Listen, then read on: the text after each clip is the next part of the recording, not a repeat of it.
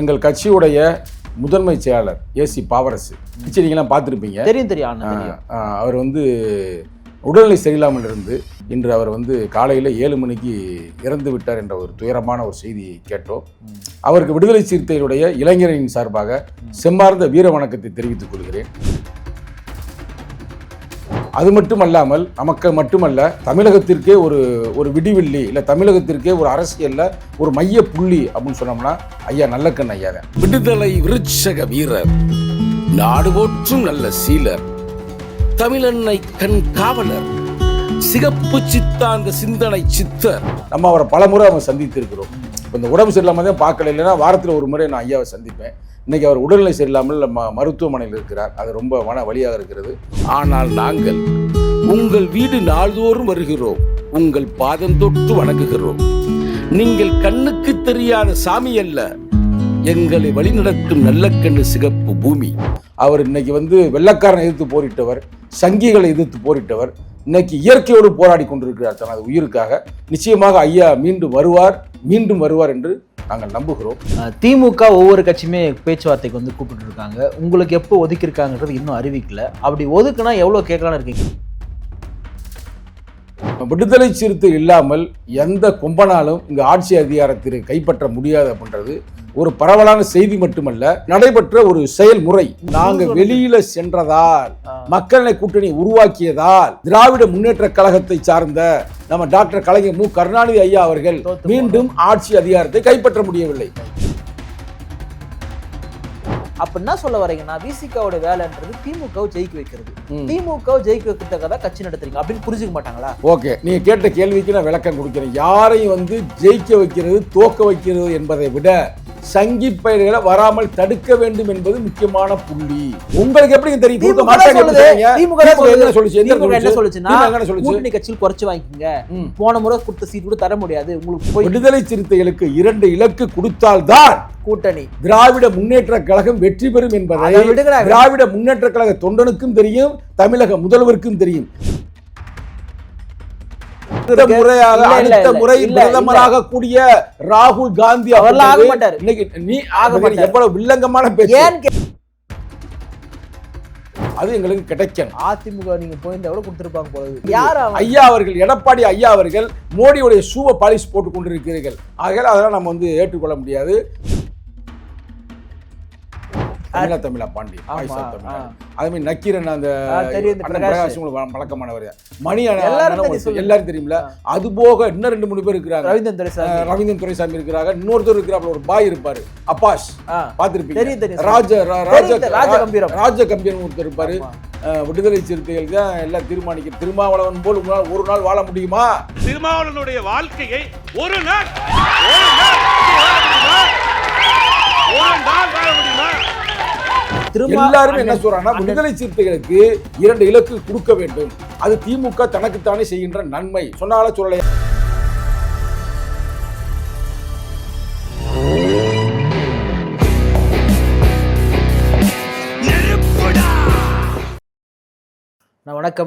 வணக்கம் தம்பி. திமுக ஒவ்வொரு கட்சியுமே பேச்சுவார்த்தைக்கு கூப்பிட்டு இருக்காங்க. உங்களுக்கு எப்போ ஒதுக்கியிருக்காங்கன்றது இன்னும் அறிவிக்கல. அப்படி ஒதுக்குனா எவ்வளோ கேட்கலான்னு இருக்கீங்க? ஏன்னா அந்த இந்தியன் யூனியன் முஸ்லீம் லீக் 5 கேட்குறாங்க. ஆனால் அவங்க என்ன சொல்கிறாங்க, 2 வச்சுங்க அப்படின்றாங்க. இப்போ நீங்கள் எப்படி போன ஒன்று ஒரு 50 சீட்டு கேட்பீங்க, உங்களுக்கு எவ்வளோ கொடுப்பாங்க? உங்களுடைய கேள்விகளுக்கு பதில் சொல்வதற்கு முன்னால், எங்கள் கட்சியுடைய முதன்மை செயலாளர் ஏசி பாவரசு கட்சி நீங்களாம் பார்த்துருப்பீங்க. தெரியும். அவர் உடல்நிலை சரியில்லாமல் இருந்து ஒரு 15 நாள் ஹாஸ்பிட்டலில் இருந்தாப்புல. இன்று அவர் காலையில் 7 மணிக்கு இறந்து விட்டார் என்ற ஒரு துயரமான ஒரு செய்தியை கேட்டோம். அவருக்கு விடுதலை சிறுத்தைகளுடைய இளைஞரின் சார்பாக செம்மார்ந்த வீர வணக்கத்தை தெரிவித்துக் கொள்கிறேன். அது மட்டுமல்லாமல் நமக்கு மட்டுமல்ல, தமிழகத்திற்கே ஒரு விடிவெள்ளி இல்லை, தமிழகத்திற்கே ஒரு அரசியல்ல ஒரு மைய புள்ளி அப்படின்னு சொன்னோம்னா ஐயா நல்லக்கண் ஐயா தான். இன்னைக்கு தேர்தலில் பார்ப்பீங்க, தேர்தல் அரசியலில் பல பேர் பிராடும் பித்தலாட்டமாக தான் இருப்பாங்க. ஆனால் அவர் வாழ்ந்த காலத்தில் நம்ம வாழ்கிறோம் என்பதே ஒரு பெரிய விஷயம். அவர் கட்சியை ஒரு காலத்தில் 1 கோடி கொடுத்துருக்குறாங்க. அந்த 1 கோடியை கூட திருப்பி கட்சிக்கே அவர் கொடுத்தாரு. டாக்டர் கலைஞர் மு கருணாநிதி அவர்கள் கூட அவருக்கு ஒரு காரு கொடுத்தாப்புல. அந்த காருக்கு கார் கொடுத்து காருக்கு யாருக்கு டீசல் போடும் அப்படின்னு சொல்லி அந்த காரையும் கட்சிக்கே வழங்கிய ஒரு மாபெரும் ஒரு ஐயா. நம்ம அவரை பலமுறை சந்தித்து இருக்கிறோம். இப்போ இந்த உடம்பு சரியில்லாமல் தான் பார்க்கல, இல்லைன்னா வாரத்தில் ஒரு முறை நான் ஐயாவை சந்திப்பேன். இன்னைக்கு அவர் உடல்நிலை சரியில்லாமல் மருத்துவமனையில் இருக்கிறார். அது ரொம்ப மன வலியாக இருக்கிறது. அவர் இன்னைக்கு வந்து வெள்ளைக்காரனை எதிர்த்து போரிட்டவர், சங்கிகளை எதிர்த்து போரிட்டவர், இன்னைக்கு இயற்கையோடு போராடி கொண்டிருக்கிறார் தனது உயிருக்காக. நிச்சயமாக ஐயா மீண்டும் வருவார் என்று நாங்கள் நம்புகிறோம். இப்போ நீங்கள் கேட்ட கேள்விக்கு நான் வர்றேன். தேர்தலில் வந்து விடுதலை சிறுத்தை இல்லாமல் எந்த கொம்பனாலும் இங்கே ஆட்சி அதிகாரத்தை கைப்பற்ற முடியாது அப்படின்றது ஒரு பரவலான செய்தி மட்டுமல்ல, நடைபெற்ற ஒரு செயல்முறை. என்ன காரணம்? செயல்முறை. அது என்ன காரணம்னா உங்களுக்கு தெரியும். ஓட்டு வாங்கி கொடுக்குறீங்க. எப்படிங்களா? ஓட்டு வாங்கி கொடுக்குறீங்க. இல்லை, விடுதலை சிறுத்தைகள் எந்த பக்கம் இருக்கிறதோ அந்த பக்கம் வெற்றி பெறும் என்பது. அப்பயே மக்கள் நல கூட்டணி தோத்தீங்க. நல்ல கேள்வி. மக்கள் நல கூட்டணி வந்து உருவான காரணத்தால் தான் திராவிட முன்னேற்ற கழகம் ஆட்சி அதிகாரத்தை கைப்பற்ற முடியவில்லை அப்படின்ற ஒரு செய்தி இருக்கு. இல்ல இதுதான் புரிஞ்சுக்கிறீங்க. அது கிடையாது. நீங்க என்ன சொல்ல வரீங்க? கேட்கறதே தப்புங்க. நான் சொல்றேன் உங்களுக்கு பதில் இல்ல. நான் சொன்ன அப்புறம் நீ பேசு. நான் முடிக்கிறேன். இல்ல நான் முடிச்சேன் நெறியாளர் அவர்களே. நான் என்ன சொல்றேன்னா, அது 2016 வருவதற்கு முன்னால் நாங்கள் எங்கே இருந்தோம்? திராவிட முன்னேற்ற கழக கூட்டில் இருந்தோம்.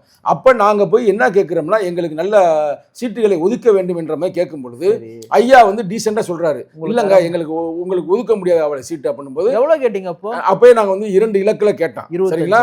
2 இலக்கில் கேட்கும்போது அவங்க என்ன சொன்னாங்கன்னா, நாங்கள் உங்களுக்கு கொடுக்க முடியாதுங்க ஐயா அப்படின்னு. அப்போ இல்லை கொடுக்க முடியாதுன்னு சொன்னாங்க. அப்போ நாங்கள் என்ன சொல்லிட்டோம்னா, ஐயா கொடுக்க முடியலன்னா ரொம்ப நன்றி ஐயா, நாங்கள் வந்து எங்கள் வேலையை பார்த்துக்கிறோமே அப்படின்ட்டு நாங்கள் தான் மக்கள் நல கூட்டணியை உருவாக்கினோம். அந்த மக்கள் நல ஒரு கிளாரிஃபிகேஷனுக்காக நல்லா கேளுங்க. இப்போ வந்து மக்கள் நல கூட்டணி டைம்ல நீங்க திமுக கிட்ட போய் சீட்டு கேட்டீங்க, திமுக உங்களுக்கு சீட்டு கொடுக்க முடியாது சொல்லிட்டாங்க. திமுக கூட்டல தான் நான் இருக்கிறேன். அதுதானே அங்கதானே போய் கேட்டீங்க சீட்டு. அப்ப அங்க வீட்ல இருக்கும்போது நாங்க எதிர்பார்த்த எங்களுக்கு சீட்டு கிடைக்கவில்லை. எவ்வளவு கேட்டீங்க? அதெல்லாம் இப்ப சொல்லிக்கிட்டு இருக்க முடியாது. சரிங்களா?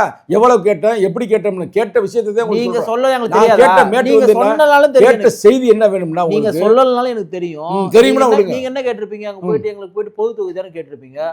அப்ப கருணாநிதி அவர்கள் சொல்லிருப்பாரு, நீங்க எல்லாம் பொது தொகுதிக்கு ஆசைப்படலாம்னு கேட்டிருப்பாரு. சரி, ரைட், ஓகே. நீங்க அது உங்களுடைய பார்வை.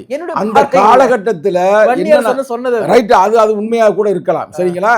அது சோசியல் மீடியால மட்டுமல்ல, பெரிய பெரிய டிவில வந்து. அதான் சொல்றேன். அப்ப நாங்க வெளியில சென்றதால், மக்கள் நல கூட்டணி உருவாக்கியதால், திராவிட முன்னேற்ற கழகத்தை சார்ந்த நம்ம டாக்டர் கலைஞர் மு கருணாநிதி ஐயா அவர்கள் மீண்டும் ஆட்சி அதிகாரத்தை கைப்பற்ற முடியவில்லை. ஒருவேளை நாங்கள் இருந்திருந்தால் ஐயா வந்து இறக்கும் பொழுதே முதல்வராக இறந்திருப்பார். அப்ப நான் சொல்லி முடிக்கிறேன். உங்களுக்கு புரியல, மக்களுக்கு புரியல. அப்ப நாங்க வெளியில வந்ததன் காரணமாக தோற்று விட்டார்கள். அடுத்தபடியாக 2000 அந்த எலெக்ஷனுக்கு 16க்கு பிறகு ஒரு நிகழ்வு நடக்கிறது. என்ன நிகழ்வுனா, காங்கிரஸ் கட்சி, அது குறிப்பாக காமராஜர் காங்கிரஸ் கட்சியை சார்ந்த தனபாலன், சொல்றேன் கரெக்டா, அவருடைய மகள் திருமணத்துல எங்க தலைவரும் போயிருக்கிறாரு, தளபதி ஸ்டாலின் வந்திருக்கிறாரு. அப்ப தளபதி ஸ்டாலின் என்ன சொல்றாருன்னா, திருமாவளவன் எங்களோடு இருந்தால் நாங்கள் அந்த காலத்திலே ஆட்சியை பிடித்திருப்போம், இப்போ மீண்டும் அவர் எங்களோடு சேர்ந்தால் ஆட்சியை பிடிப்போம். முடிஞ்ச கதை முடிச்சுக்கிறேன் அன்பு தம்பி அவர்களே. அப்ப அதற்கு பிறகு நீங்க தப்பான கேள்வி கேட்டீங்க. தப்பாதான் கேட்பாங்க, நினைப்பாங்க பிசிகா இருக்கிற கூட்டணி தான் வெற்றி பெறுன்னு சொல்றீங்க. எனக்கு தெரிஞ்சு பிசிகா அதிமுக கூட வந்திருக்கீங்க, திமுக கூட வந்திருக்கீங்க. நீங்க விசிகா இப்பதான் முதல் முறையா நீங்க இருக்கிற கூட்டணி ஜெயிச்சிருக்கு. இந்த முதல் முறை ஜெயிச்சிருக்கு. நீங்க அதை மறுக்க மாட்டீங்க. ஜெயிச்சிருக்கா? சட்டமன்றத்தில் வெற்றி பெற்றிருக்கிறது. ரைட்டா? பார்லிமெண்டத்தில் வெற்றி பெற்றிருக்கிறது. 2 முறை பார்லிமெண்டத்தில் வெற்றி பெற்றிருக்கிறது. உள்ளாட்சி தேர்தல் வெற்றி பெற்றிருக்கிறது. உள்ளாட்சி தேர்தல் ஒரு கணக்கான ஏன் சட்டமன்றத்தில் வெற்றி பெறலையா? சட்டமன்றத்தில் வெற்றி பெறலையா? கடந்த முறை நாங்க இல்ல. எத்தனை எம்எல்ஏ இருந்தீங்க? கடந்த முறை நாங்க இல்ல. எத்தனை எம்எல்ஏ? 4 எம்எல்ஏ வெற்றி பெறல. அததான் கேக்குறீங்க. முதல் முறையா இருக்கீங்க. 2021 தான் நீங்க 2 முறை பார்லிமெண்டத்தில் வெற்றி பெறல. முதல் முறை பார்லிமெண்டத்தில் வெற்றி பெற்றாங்க. இப்பயும் பார்லிமெண்டத்தில் வெற்றி பெற்றிருக்காங்க. திரு கருணாநிதியுடைய மறைவுக்கு பிறகு நீங்க இருக்கிறதுனால இப்ப வெற்றி பெறீங்க. முன்னாடி நீங்க ஜெயலலிதா அவர்கள் இருக்கும்போது நீங்க இருக்கிற கூட்டணி ஆட்சி அமைக்கல, திமுகவும் ஆட்சி அமைக்கல. நல்லா கேட்டுங்க. திராவிட முன்னேற்ற கழகத்தில் இருக்கும் பொழுது, நாங்க இருக்கும் பொழுது எங்க பக்க ஓட்டு கரெக்டா டிரான்ஸ்பர் ஆயிருக்கு. அவங்க ஓட்டு வரல, அது அவங்க போய் கேளுங்க. நான் சொல்றேன் கேளுங்க. ஜெயலலிதா அம்மையார் காலத்திலேயே நாங்க போய் அந்த அம்மாவோடு சேரும் பொழுது, சென்னையில எம்ஜிஆர் காலத்திலேயே பரவலாக சென்னையில் வெற்றி பெற முடியாது, திமுக தான் வெற்றி பெற முடியும் இருந்த அந்த வரலாற்றை உடைத்து திராவிட முன்னேற்ற கழகம் வெற்றி பெற்றுச்சு. அந்த காலத்தில் ஆட்சியை புரிஞ்சிச்சு. ஆனா அம்மையார் தோற்று விட்டார்கள். ஆனா சென்னையில பூரா வெற்றி பெற்றார்கள். அப்ப வந்து நாங்க 2 எம்எல்ஏ வெற்றி பெற்றோம். யார் இன்னைக்கு இருக்கிறாரு? செல்வ பெருந்தகை அவர் எங்க வெற்றி பெற்றார். இன்னைக்கு இருக்கிறார் ரவிக்குமார், அவர் இங்கதான் வெற்றி பெற்றார். விடுதலை சிறுத்தைகள் எங்க இருக்கிறதோ அங்குதான் வெற்றி தீர்மானிக்கப்படுகிறது. இப்ப நீங்க ஒரு வார்த்தை சொன்னீங்க, எப்படி திமுக கூட நாங்க இல்லன்றதுனால தான் 2016 அவங்க ஆட்சியை வந்து அப்ப என்ன சொல்ல வரீங்கன்னா விசிகாவோட வேலைன்றது திமுகவை ஜெயிக்க வைக்கிறது, திமுகவை ஜெயிக்க வைக்கிறதுக்காக தான் கட்சி நடத்துறீங்க அப்படின்னு புரிஞ்சுக்க மாட்டாங்களா? ஓகே, நீங்க கேட்ட கேள்விக்கு நான் விளக்கம் கொடுக்கிறேன். யாரையும் வந்து ஜெயிக்க வைக்கிறது தோக்க வைக்கிறது என்பதை விட சங்கி பயிர்களை வராமல் தடுக்க வேண்டும் என்பது முக்கியமான புள்ளி. அந்த நேரத்தில் விடுதலை சிறுத்தைகள் இந்த காலகட்டத்தில் தன்னெழுச்சியாக எங்கள் தலைமையில் ஆட்சி அதிகாரத்தை கைப்பற்ற முடியாது அப்படின்றது எங்கள் உயரத்தை எங்களுக்கு நன்றாக தெரியும். அப்ப ஒருங்க முடிச்சுக்கிற மை டியர் ஃப்ரெண்ட், அப்ப எங்களுக்கு ஒரு பக்கபலமாக, எங்களுக்கு ஒரு கேடயமாக திமுகவை நாங்கள் பயன்படுத்துகிறோம். ரைட்டா? திமுக கூட்டணி இருப்பதால் எங்களால் அவர்களுக்கும் அவர்களால் எங்களுக்கும் மொத்த எங்களால் மக்களுக்கும் நன்மை இருக்கிறது. சங்கிகள் உள்ளே வராமல் தடுக்கப்படுகிறது. அதனால அதை விட்டுவிட்டு வேற எவனோட போனாலும் அவங்க சங்கிகளோட அண்டர் கிரவுண்ட் டீலிங்ல இருக்கிறாங்க. இன்னைக்கு அண்ணா திராவிடம் இல்லங்க, நீ கேட்ட கேள்வி கிரிமினல் கேள்வி, கேட்ட கேள்வி சிக்கலான கேள்வி, பதில் சொல்ல வேண்டிய பொறுப்பு எனக்கு கேட்ட. நான் இது வரைக்கும் எத்தனை சீட்டு கேட்க போறீங்க கேட்ட, இது வரைக்கும் சொல்லல. 2 இலக்குல நாங்கள் கேட்டிருக்கிறோம். 2 இலக்கு எங்களுக்கு வெற்றி கிடைக்கும். 10 இருக்கலாம், 11 இருக்கலாம், 25 கூட இருக்கலாம். உண்மையை சொல்லவா? சொல்லுங்க. உங்களுக்கு 10 சீட் கொடுக்க மாட்டாங்க. உண்மையை சொல்ற அளவுக்கு உண்மை சொல்றது திமுக அண்டர் கிரவுண்ட்ல வேலை பாக்குறீங்களா? இல்ல திமுக வேலை பாத்துக்கிட்டு இருக்கீங்களா? உங்களுக்கு எப்படி தெரியும் கொடுக்க மாட்டாங்க? திமுக என்ன சொல்லுச்சு? என்ன சொல்லுச்சுன்னா கூட்டணி கட்சியில் குறைச்சு வாங்கிக்கங்க, போன முறை கொடுத்த சீட் கூட தர முடியாது, உங்களுக்கு போன முறை 6 கொடுத்தாங்க, அதனால எனக்கு தெரிஞ்சு உங்களுக்கு அதே 6 கொடுக்க வாய்ப்பு இருக்கு, அது கம்மியாவும் கொடுக்கலாம், இது வந்து நடக்கும், உங்களுக்கு 10 சீட் கொடுத்துட்டாங்கன்னா நான் சொல்றது பொய்யாவே இருக்கட்டும். பார்வை நீங்க சொல்லுவது பொய்யாகும். விடுதலை சிறுத்தைகளுக்கு 2 இலக்கு கொடுத்தால்தான் கூட்டணி திராவிட முன்னேற்ற கழகம் வெற்றி பெறும் என்பதை திராவிட முன்னேற்ற கழக தொண்டனுக்கும் தெரியும், தமிழக முதல்வருக்கும் தெரியும். மற்றவங்களுக்கு எத்தனை சீட்டு கொடுக்குறாங்க வாங்குறது எங்களுடைய வேலை இல்லை. ஆனால் திராவிட முன்னேற்ற கழகம் தலைமையிலான இந்த கூட்டணி உருவாவதற்கு நாங்கள் முக்கிய காரணம். அதுதான் பல கதை சொன்னேன். நீங்க கனபாலன் ஐயாவுடைய கல்யாணத்துல அவர் அழைத்த பிறகு நாங்கள் சேர்ந்த பிறகு அவர்கள் வெற்றி பெற்றார்கள். அப்ப நாங்கள் சேருவதால் அவர்கள் முதல்வராகிறார்கள். ஒருவேளை நாங்கள் சேரவில்லை என்றால் எங்களுக்கு 4 எம்எல்ஏ தான் நட்டோம், அவங்களுக்கு முதல்வர் பதவியை நட்டோம். இதெல்லாம் அவங்களுக்கு தெரியாதா? உங்களுக்கு என்ன சொல்றாங்கன்னா உங்களை வந்து ஒரு எஸ்சி மக்களுக்கான படையர் கட்சி தான் பாக்குறாங்க. உங்களுக்கு என்னப்பா 4 மாவட்டத்துக்கு 4 சீட்டு கொடுத்தா போதும், மிஞ்சி போனா ஒரு 6 கொடுக்கலாம் தான் நினைக்கிறாங்க. அப்படின்றது உங்கள் மனநிலை, உங்கள் மனநிலை. ஆனால் திராவிட முன்னேற்ற கழகம் மாதிரி நீங்க வாங்கிடுங்க. காங்கிரஸ் என்பது தமிழ்நாட்டில் மட்டுமல்ல இந்தியா முழுக்க இருக்கிற ஒரு தேசிய கட்சி. அடுத்த முறை பிரதமராக கூடிய ராகுல் காந்தி இன்னைக்கு நீ எவ்வளவு வில்லங்கமான பேச்சு, ஏன் கேட்டா சொல்ல விடுங்க, ஏன் சொல்ல விடுங்க, வர மாட்டார், என்ன வர மாட்டார், ஏன் சொல்ல விடுங்க, திருட்டு பயில திருப்பி சொல்ல விடுங்கன்னு சொல்றேன். ஏன் கேட்டா வன்மமான ஒரு கேள்வி. ஏன் கேளுங்க, நான் சொல்றேன், பேச விட மாட்டீங்களா? ஏன்னு கேட்டா இந்தியா கூட்டணி போன முறை ராகுல் காந்தி பிரதமர் முன்னிலைப்படுத்தினீங்களா? படுத்தல. அது முன்னாடி படுத்துனீங்களா? படுத்தல. இவங்களே பிரதமர் படுத்த மாட்டாங்கன்னா அப்ப பிரதமர் அவர் எப்படி ஆவாரு? தமிழ்நாட்டிலிருந்து முதல் குரல் கொடுத்தவர் எங்கள் எழுச்சி தமிழர். அதற்கு பிறகு குரல் கொடுத்தவர் தமிழக முதல்வர் தளபதி ஸ்டாலின் அவர்கள். இந்தியாவின் பிரதமர் யார் என்றால் ராகுல் காந்தி. இந்தியா கூட்டணி ஆனால் 2031 நாங்கள் அறிவிக்க போகிறோம். 2029 நாங்கள் அறிவிக்க போகிறோம். வந்து கடந்த 3 முறையும் அறிவிக்கல. அது அங்க போய் கேளுங்க, நாங்க அறிவிச்சோமா இல்லையா பிரதர்? அது எப்படி தலைவர் அறிவிச்சாரா இல்லையா? தமிழக முதல்வர் தளபதி ஸ்டாலின் அறிவித்தாரா இல்லையா? அந்த அம்மா வெஸ்ட் பெங்கால் அந்த அம்மாட்ட போய் நீங்க கேளுங்க. அப்புறம் யாரு? சோனியா காந்தி அம்மா, அந்த அம்மாட்ட போய் கேளுங்க. அந்த அம்மா நான் பிரதமர் ஆக போற சொல்லிட்டு இருக்காங்க. அது அப்ப. ஆனா இப்ப நிகழ்காலத்துல தலைவர் ராகுல் காந்தி வருவார் ஆவார். அப்படிப்பட்ட ஒரு கட்சினால அவங்க கேட்கலாம், அவங்க எத்தனை சீட்டு கேட்கலாம். ஆனா நாங்க கேட்கிறது நீங்க யாருக்கு எவ்வளவு கொடுங்க, கம்யூனிஸ்டுக்கு கொடுங்க, மதிமுக கொடுங்க, எல்லாருக்கும் கொடுங்க. ஆனால் விடுதலை சிறுத்தைகளுக்கு 2 இலக்கு என்பது இலக்கு என்பது அந்த 2 இலக்கணம். ரைட்டா? இலக்கம் அது எங்களுக்கு கிடைக்கணும். அதிமுக நீங்க போயிருந்தா கூட கொடுத்துருப்பாங்க போல. அதிமுக போய் அவன் போய் இவனுக்கு போய் ஷூ பாலிஷ் போட்டு கொடுத்தாங்க. எடப்பாடி அவர்கள், ஐயா எடப்பாடி அவர்கள் மன்னிக்கணும், மன்னித்து விடுங்க. ஐயா எடப்பாடி அவர்கள் நீ அவன்றவர். இப்ப நீ மட்டும் சொன்னீங்க, அது சும்மா ஒரு ஃப்ளோல வந்து. ஐயா அவர்கள், எடப்பாடி ஐயா அவர்கள் மோடியுடைய ஷூவை பாலிஷ் போட்டு கொண்டிருக்கிறீர்கள். ஆகையால் அதெல்லாம் நம்ம வந்து ஏற்றுக்கொள்ள முடியாது. அதனால நீ வந்து கவலையே பட வேணாம். நாங்கள் 2 இலக்கம் டபுள் டிஜிட். சரி குடுக்கலன்னா என்ன பண்ணுவீங்க? குடுக்கலன்னா என்ன அப்ப வந்து என்ற பேட்டி கேளுங்க. திருப்பி என்ன சொல்லுவீங்க? நாங்க கேட்டோம் அவங்க குடுக்கல, அதுக்காக கூட்டணி வெளியே போக முடியுமான்னு கேட்பீங்க. திருப்பி வாங்க பிரதர், திருப்பி எல்லாம் இல்ல, வாங்க இங்க. இன்னும் ஒரு வாரம் கூட இல்லைண்ணே. ஒரு வாரத்துக்கு பேட்டி வந்து பேட்டி எடுக்க மாட்டீங்களா? அடுத்த வாரம் வந்து கேளுங்க. நான் தான் அடிச்சு சொல்றேன்லங்க, விடுதலை சிறுத்தைகளுக்கு டபுள் டிஜிட் உறுதியாகி விட்டது. இப்ப வந்து எந்த தொகுதி அப்படின்றதையும் பேச்சுவார்த்தை தவிர இல்ல. உங்களுக்கு சீட்டு உறுதி ஆயிடுச்சு போல. எப்படி? உங்களுக்கு சீட்டு உறுதி ஆயிடுச்சு போல. எப்படி சொல்றீங்க? தெரியுது அண்ணா, டபுள் டிஜிட் சொல்லும்போது உங்க முகம் பிரைட் ஆகுது.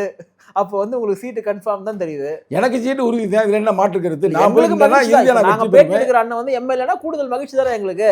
அதனால நமக்கு ஒன்றும் பிரச்சனை கிடையாது. திமுக தான் பிரச்சனை பண்ணுவான். இருந்தா இருக்கட்டும், இல்லைன்னா போட்டோம். ராமதாஸ் உட்காந்துட்டு இருக்காரு, பார்ப்போம் அப்படின்ற மாதிரி முடிவில் இருக்காங்களாம். அது உங்களுடைய ஆசையாக இருக்கலாம், உங்களுடைய எண்ணமாக இருக்கலாம். ஆனா யதார்த்த மக்கள் இருக்க என்ன கலவரம் நிலவரம் அப்படின்றது அங்க இருக்கிற பெண் அமைப்பு ரிப்போர்ட் கொடுத்துக்கிட்டு இருக்குது. சரிங்களா? அதை விடுங்க, இங்க வாங்க, உங்கள்ட்ட பேசுவோம். உங்களுக்கு என்ன பழக்கமானவர் தான் இவர் தமிழா பாண்டியன், தமிழ்நாடு. அதே மாதிரி நக்கீரன் அந்த பிரகாஷ் உங்களுக்கு பழக்கமானவர் தான். மணி எல்லாரும் தெரியுமில்ல. அது போக இன்னும் 2-3 பேர் இருக்கிறாங்க. ரவீந்திரன் துரைசாமி இருக்கிறாங்க. இன்னொருத்தர் இருக்கிறாப்புல ஒரு பாய் இருப்பாரு, அப்பாஸ், பாத்திருப்பீங்க. ராஜ கம்பீரன் ஒருத்தர் இருப்பாரு. இன்னொரு பாய் இருப்பாரு, நல்ல பேரு. அவர் பேரு என்ன? அவர் பேரு இப்ப கூட சொன்னார்ல, விடுதலை சிறுத்தைகள் தான் எல்லாம் தீர்மானிக்கிற, திருமாவளவன் போல் உங்களால் ஒரு நாள் வாழ முடியுமா அப்படின்னாரு. நான் இருக்கேன், நான் இல்லையா? அப்படி இவ்வளவு பெரிய இவங்க தான் நடுநிலையாளர்கள். இவங்க எல்லாருமே என்ன சொல்றாங்கன்னா, விடுதலை சிறுத்தைகளுக்கு 2 இலக்கு கொடுக்க வேண்டும். அது திமுக தனக்குத்தானே செய்கின்ற நன்மை. சொன்னால சொல்லலையா? அவங்க என்ன விடுதலை சிறுத்தைகளா? அவங்க எல்லாம் விடுதலை ஆசை என்னப்பா? 2 இலக்கு வேணுமா, கொடுக்கணுமா, கொடுக்க கூடாதா? எனக்கு என்ன, கொடுக்கட்டும். உங்களுக்கு துணை முதல்வர் கூட கொடுக்கட்டும். பேசுற உங்களுக்கு வந்து பள்ளி கல்வித்துறை அமைச்சர் போஸ்டிங் இதெல்லாம் நக்கலான பேச்சு. எப்படி நக்கலாகும்? நக்கல் பேச்சு இங்க பேசக்கூடாது. இது எப்படி நக்கலாகும்? விடுதலை சிறுத்தைகளுக்கு 2 இலக்கு கொடுக்கணுமா, கொடுக்க கூடாதா? தி ஃபயர்ல வந்து நான் உங்கள்ட்ட கேக்குறேன், கொடுக்கணுமா, கொடுக்க கூடாதா? கொடுத்தா வாங்கிக்கங்க. நானும் வந்து கொடுக்க சொல்றேன். இப்ப நான் தான் வந்து நானா கூட்டணி கட்சி தலைவரா நான் கொடுக்க சொல்றேன். நீங்க ஒரு நெறியாளர். நான் வந்து நெறியாளருடைய தாக்கம் ஒரு 100 ஓட்டை கூட வாங்கி தருவீங்க. நான் என்ன சொல்றேன், அந்த ஓட்டுக்கு சொந்தக்காரர் நீங்க. எவ்வளவு அதனால வாங்கணுமா, வாங்க கூடாதா? Right, okay. இப்ப யா மூலமா உங்களுக்கு 1 லட்சம் ஓட்டு வந்துரும். ரைட், அப்ப வாங்கலாம்ல. பிசிகாக்கு 25 சீட் வந்து கேட்க சொல்லி நானும் திமுக கிட்ட சொல்றேன். ஓகே, ரொம்ப நன்றி. இது மாதிரி நீங்க ஒவ்வொரு மனிதர்களும் சொல்லும் பொழுது அது தாக்கத்தை உருவாக்கும். சரிங்களா? உருவாக்கும் பொழுது அது எங்களுக்கு கிடைக்கும். ஆனா நீ எந்த கவலையும் படாதீங்க. விடுதலை சிறுத்தைகளுக்கு நிச்சயமாக டபுள் டிஜிட் வந்து வாங்க. நீங்க சட்டமன்றத்திற்கு போக என்னுடைய வாழ்த்துக்கள். அடுத்த ஒரு நேர்காணல் சந்திப்போம். நன்றி, வணக்கம்.